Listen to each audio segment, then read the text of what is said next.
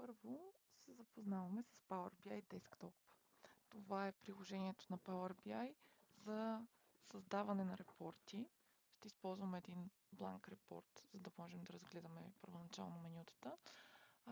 Освен приложението за създаване на репорти Power BI Desktop, имаме Power BI Service, където се публикуват репортите, и Power BI Mobile App за Android и iOS, като тези трите приложения образуват цялата инфраструктура на Power BI. В основния екран имаме възможност да си заредим примерни данни. Ще използваме тази опция Use Sample Data, и това всъщност е първата стъпка при импортирането на данни. Като имаме опция да импортираме данни и от Excel, и от други източници, SQL или вече най-разнообразни. Пълния списък на източници, от които може да бъдат направени импортите, може да се види от Get Data, бутона отгоре. Избираме Use Sample Data, Load, и по този начин минаваме през стъпките, през които стандартно се прави импорт от Excel-ски файл. Просто този Excel-ски файл се намира някъде в облачното пространство на Microsoft и е предоставен за тестове. Тук имаме различните обекти, които има в Excel-ския файл. Таблица или целия шит, като разликата е, че когато изберем таблицата, отгоре имаме форматирането на колоните и Power BI директно разпознава, че това е таблица и кое са заглавията й, докато ако изберем Sheet, първо отгоре се изписва, че са колони без имена, не е ясно, че всъщност първия ред това са имената на колоните в таблицата, и ако имаме някакви други данни извън таблицата, те също ще бъдат импортирани и ще трябва да бъдат правени повече трансформации, така че си избираме Financials, маркираме го, за да може да ни станат активни бутоните, трябва да го маркираме отпред, и след това можем да си изберем Transform Data. Първото нещо, което е хубаво да направим, е да разгледаме самият източник на данни и да видим това, което има вътре в него, какво представлява. Имаме текстови данни, имаме числови данни. Обикновено, за да работим по-изчистено с моделите, се използва разделение на данните на това, кои са дименсионни, кои са сеченията, по които ще се анализират данните, които обикновено се променят по-бавно, по-малко и са с по-малко уникални стойности. В този пример това са сегмента, държавата, продукта, дискаунт банд. Това са стойности, по които бихме могли да си зададем въпроса кой е отговорен за определеният резултат. А другите, които са числови стойности, те се наричат фактологични стойности. Това са фактите в таблицата. Обикновено те са свързани с дата, т.е. това е нещо, което се случва във времето, в динамика. Те се променят доста по-динамично и те представляват показателите за това какво се е случило. Можем да разпределим различните видове информация в различни таблици, с които да заредим отделно, като ги именуваме подходящо, обикновено с префикс DIM за дименсионните, факт за фактологичните. В нашия случай можем да използваме тази таблица като основа и да я копираме с десен бутон Duplicate, за да си направим допълнително таблиците, които ще ни бъдат за дименсиите първоначално, след това да почистим основната таблица от тези дименсии и да поставим там ID-та. В повечето случаи в основната централна фактологична таблица имаме стойностите и ID-та, които правят връзката с дименсиите. Така самия модел е по-лек, данните вземат по-малко място. Сега ще си оставим тук сегмента, затова ще си го кръстя DIM сегмент, тази таблица DIM сегмент, и в нея ще запазя единствено колоната сегмент. Това може да стане като от тук ъгълчето си избера Choose Columns и след това отмаркирам всички колони и оставя само сегмент като колона.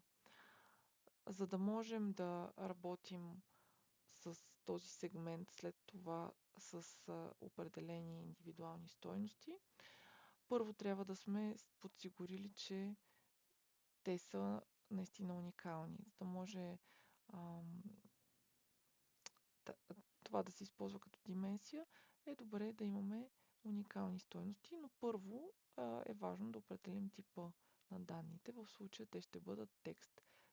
Типа на данните се избира от падащото меню в началото, тук пред името на колоната, само с натискане и се отваря менюто, или отгоре в лентата за навигация от Data Type също са достъпни различните типове данни, които могат да бъдат избирани. След това, за да си осигурим, че данните са уникални, с десен бутон можем да си изберем Remove Duplicates. По този начин ще ни останат само тези стойности, които са уникални за сегментите. След това е добре да си добавим една колона от менюто Add Column, която да бъде индекс. Тук в менюто имаме индекс колона. Можем да изберем дали да започне от 0, от 1 или от нещо, което ние преценим. Добре е да си изберем в случая 1. И този индекс ще ни бъде индекс на сегментите. Така ще можем, когато в основната ни фактологична таблица имаме стойност 1, да се върнем към таблица сегменти и да разберем, че това е government в случая. За да можем да направим връзката с основната таблица, можем да използваме друг вид трансформация на Home екрана. Тук имаме два варианта Merge или Append. Когато мърджваме данни, това означава, че добавяме колони към ред, който вече имаме в таблицата. А Append означава, че добавяме нови редове към таблицата. В случая ние ще използваме първата опция за Merge. Избираме си сегмент, след това си избираме новата таблица Dim сегмент и в нея отново маркираме колоната сегмент. Това са двете колони, по които таблиците ще бъдат свързани една с друга. Тези колони трябва да бъдат от един и същи вид и да съдържат еднакви стойности. Тук отдолу се вижда, че на 700 стойности, които имаме в първата таблица, отговарят 700 от втората, което означава, че ще имаме пълно съвпадение. Избираме ОК и тази таблица ни се добавя отстрани. Ако леко кликнем върху реда, без да го избираме, бихме видяли съответствието от другата таблица, отдолу визуализирано, т.е. какви колони ние сме добавили в страни на тази наша съществуваща първоначална таблица. Можем да изберем отгоре от двете стрелки, които сочат в страни, коя колона от таблицата искаме да добавим в нашата първоначална таблица. В случая сегмент ние го имаме, по него направихме връзката, затова ще оставим само индекс. И ще запазим тази опция за използване на оригиналното име като префикс, за да можем да виждаме името на таблицата и след това индекс. И по този начин да си знаем кой индекс ни е. Това ще бъде, като го изберем ОК, ще се появи като нова колона. Самата таблица изчезва, т.е. ние сме избрали само колоните, които искаме да се визуализират. Нова колона, която ще бъде dim сегмент, таблицата ни, индекс. По този начин бихме могли да си направим връзка между нашата първоначална таблица и сегментите. Отстрани имаме възможност да се връщаме към предходните стъпки и да видим какво сме изпълнявали в тях, както и да изтриваме, ако нещо е необходимо да бъде изтрито. Сега, след като вече сме си добавили ID-то на сегмента, можем спокойно от Financials таблицата, която в случая за нас ще бъде фактологичната, ние ще се опитаме нея да я почистим да стане фактологична. Можем да поставим префикс FCT за фактите. можем да си изтрием колоната сегмент. По този начин вече имаме информацията, свързана с сегмента и с данните. Сега бързичко по същия начин можем да направим това за държавата, продукта, дискаунта и да продължим нататък.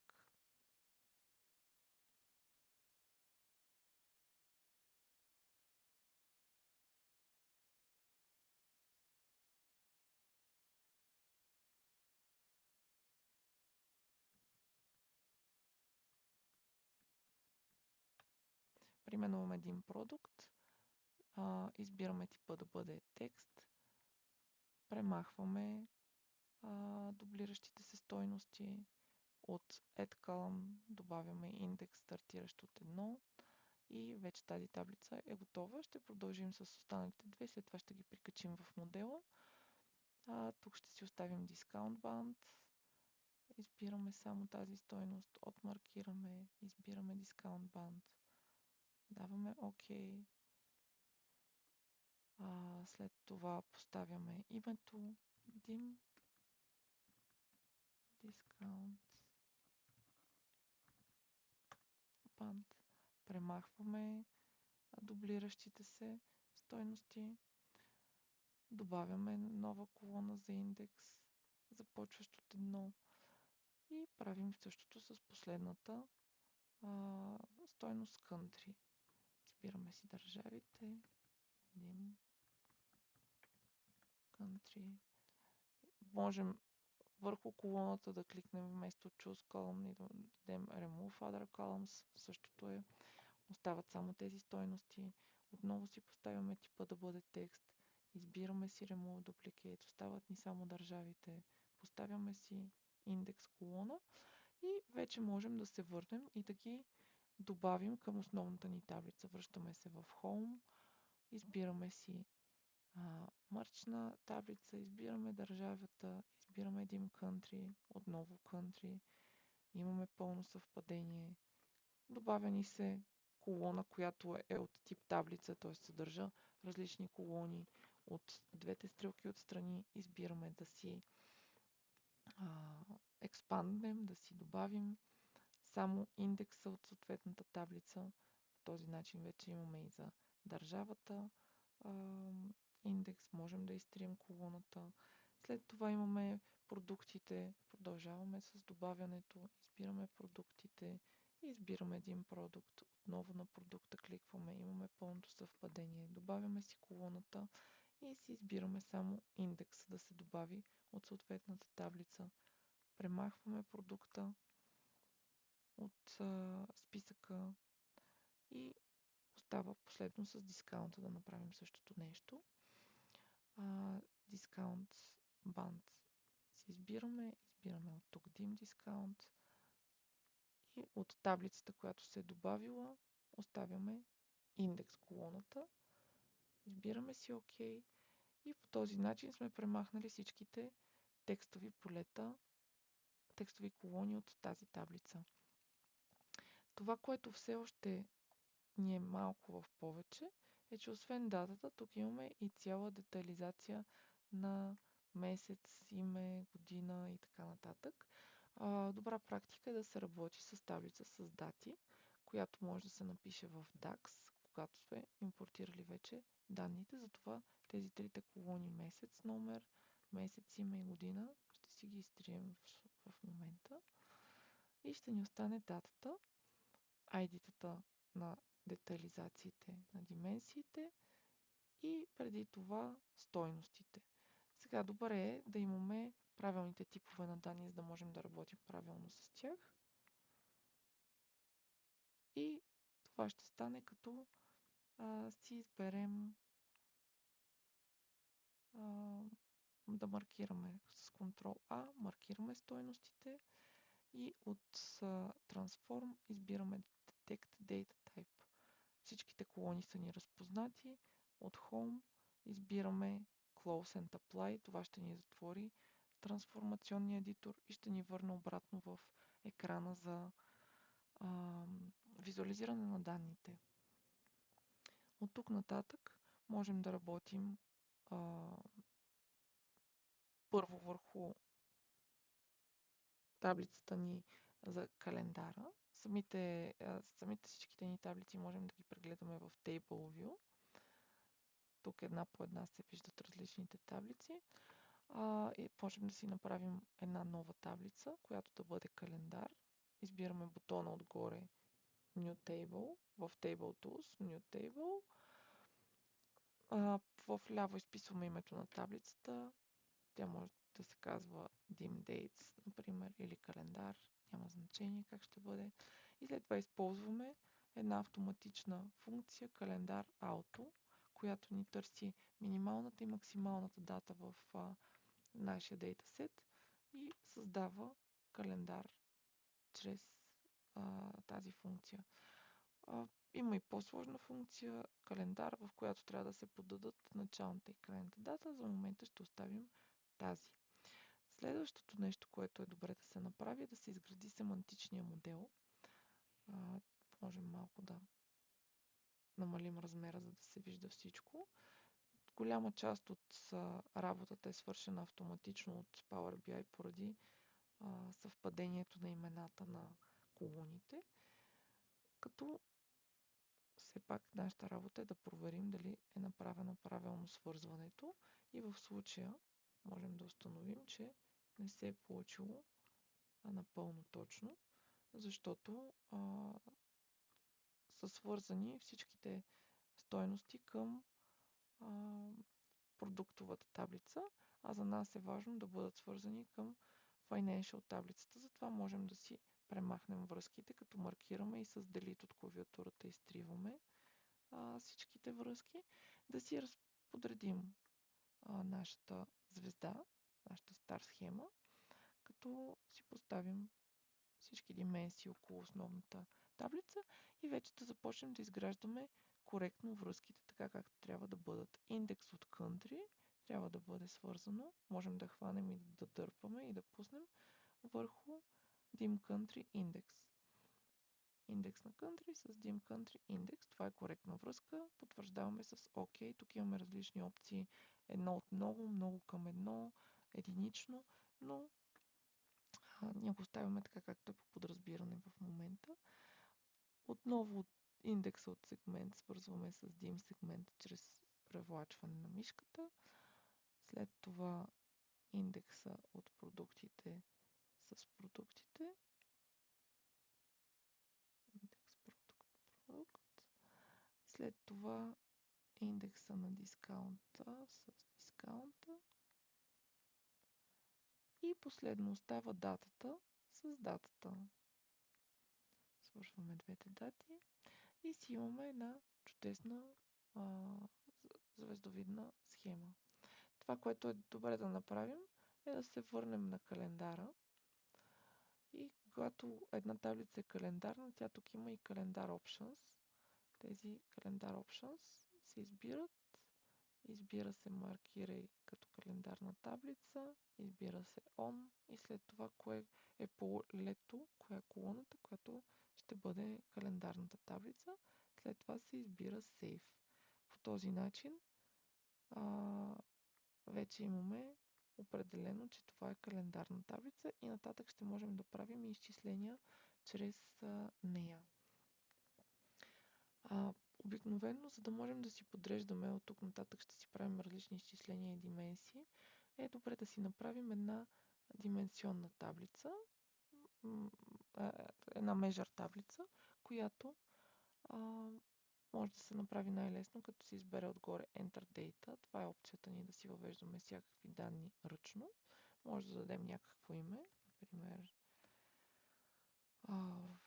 може да се казва даже Calculations.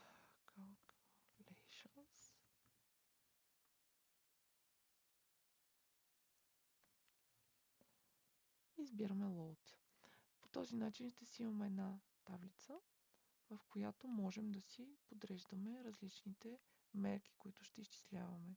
Първо може да опитаме да си изчислим една ръчно. С десен бутон да си добавим New Measure. От ляво изписваме името на measure. Може да бъде Sum of Sales. Отдясно започваме да пишем функцията, която искаме да използваме. Тя може да бъде sum, както е в Excel. Потвърждаваме избора си с Enter или с клавиатурата и след това избираме какво ще сумираме. Може с стрелките надолу да избираме или да пишем, ако знаем добре името на това, което търсим. В случая на нас ни трябва FCT Financial Sales. Затваряме скобата и с Enter потвърждаваме избора. По този начин е изчислена първата ни мярка. Бихме могли, след като вече имаме мярка в таблицата, да изтрием чрез трите точки и Delete from модела, за да може да се превърне нашата таблица в изцяло Measure таблица. Така и иконката се сменя отпред на таблицата, че това е Measure таблица, докато иконката на калкулираната ни таблица с датите е подобна на другите и с малкото калкулатор, че това си е Measure таблица само за межери. От тук нататък бихме могли да правим и различни бързи межери, в които е удобно и интересно да се използва Time Intelligence. Десен бутон, New Quick Measure, Select Calculation, избираме си, например, Year over Year Change, за да видим между годините. Избираме си базовата мярка, която ще се изчислява. В случая ние имаме само една, Sum Sales. Избираме датата, на база на която ще става изчислението. Ние имаме само една дата в Data таблицата. Даваме си Add и ни се появява автоматично Measure, който е Year over Year. От тук нататък нашата задача е да започнем да визуализираме подготвените данни, като по този начин вече след като сме импортирали данните, трансформирали сме ги, заредили сме ги в модела и сме си изградили семантичния модел, изчислили сме определени KPI или measure мерки, които ще визуализираме, преди да преминем към по-сложните DAX изчисления, каквито можем да правим, ще направим визуализации. Визуализацията в най-лесния вариант е да се маркира самия measure отпред от чекбокса и така се добавя карта с тази стойност. Можем да маркираме отново върху таблицата, някъде върху полето работното и да маркираме следващия measure, за да се появи следващата мярка, която да ни каже какви са стойностите за нея. За да може двете мерки да имат така смисъл, само да затворя, това е опцията дали да ни пази архивните незаписани файлове, като recover или не. Аз ще ги запазя моите. Така можем да си подредим мерките една до друга. Хубаво е да са подравнени. И за да можем да гледаме различна информация вече във времето, можем да си добавим един слайсър, който ще ни свърши работа, като го изберем от Dim Date. Маркираме Dim Date. В случая се добавя като таблица, на нас ни е необходимо да бъде като слайсър. Докато сме върху него, все още можем да сменяме как да изглежда, дали да е друг вид графика или слайсър. Избирам си слайсър и ми се появява опцията да си филтрирам данните от дата до дата, за да мога да си ги съпоставям. Така бих могла да си избирам и от календара началната и крайната дата и ще се получи информация за това каква е била сумата в избраната година и какъв е процента на изменението спрямо другата година. Другите визуализации, които може да използваме от тук са линейни. В тях също можем да си избираме Sum of Sales, можем да си избираме примерно по държави да бъдат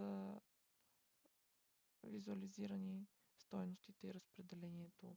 Бихме могли да си копираме с Ctrl-C и Ctrl-V графиката и да си сменим директно тук, вместо да бъде държавата от стрелката, да си изберем да бъде, например, сегмента.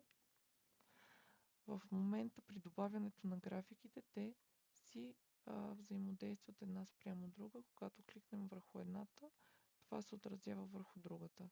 Ако искаме да променяме начина, по който си взаимодействат графиките, можем да го направим от Edit Interactions и може да се определи дали графиките и слайсерите да си взаимодействат с всеки от другите елементи. Стъпваме върху един елемент и определяме върху другия, дали да се влияе или да не се влияе от съответната графика. По същия начин се преместваме тук и определяме дали да се влияе или да не се влияе, като тук имаме два варианта. Три варианта са реално. Да не взаимодейства, само да хайлайтва, т.е. да го маркира, или напълно да го филтрира, когато се избере съответната графика. След това може да се излезе от режима на Edit Interactions и графиките да останат визуализирани по този начин. Това е в общи линии първоначалното добавяне на данни. В следващото видео ще разгледаме и по-напредналите функции, advanced функциите, както за писане на DAX Measure, така и за визуализациите и за условните оцветявания.